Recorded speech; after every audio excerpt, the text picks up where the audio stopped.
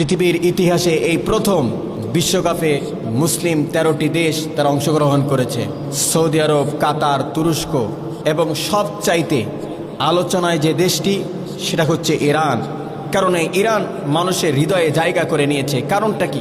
কারণটা আমরা দেখেছি, তারা যখন রওনা করবে তার আগে কিন্তু তারা কোরআনের চুম্বন করে কপালে সয়া, তারপরে কিন্তু তারা রওনা করেছে। শুধু তাই নয়, তাদের জার্সির দিকে যদি আমরা লক্ষ্য করি আমরা দেখতে পাবো যে #168 এটা তাদের ঠিক জার্সির বাম সাইডে লেখা আছে।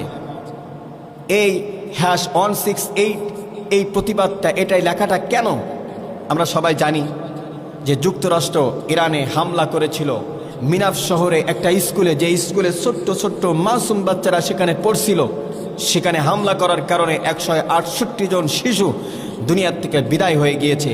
আজকের সেই কষ্ট নিয়ে তারই প্রতিবাদ স্বরূপ তারা কিন্তু তাদের জার্সিতে #168 এটা কিন্তু তারা লিখে গোটা পৃথিবীকে জানান দিচ্ছে, প্রতিবাদের ঝড় তারা তুলেছে।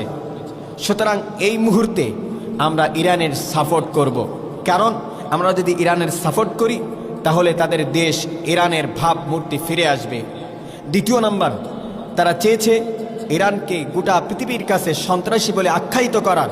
কিন্তু আমরা যদি প্রত্যেকটা জায়গা থেকে যদি আমরা ইরানকে সাপোর্ট করি, ব্রাজিল, আর্জেন্টিনাকে সাপোর্ট না করে আমরা যদি এটা সাপোর্ট করি, তাহলে কিন্তু তাদের এই যে চক্রান্ত, তাদের যে আশা আকাঙ্ক্ষা ছিল ভেঙে চুরে তছনছ হয়ে যাবে।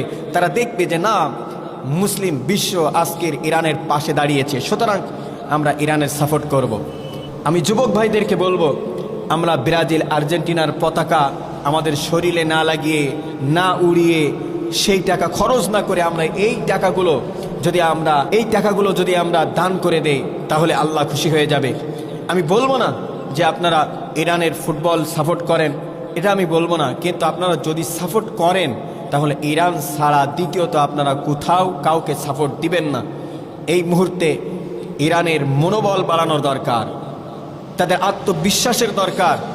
আমার বিশ্বাস ইরান কঠিন একটা জবাব দিবে এই বিশ্বকাপ থেকে ইনশাআল্লাহ। এজন্য আমাদের সবার উচিত অন্য কোনো দল নয়, এবার আমরা ইরানের পাশেই থাকবো, বলেন ইনশাআল্লাহ।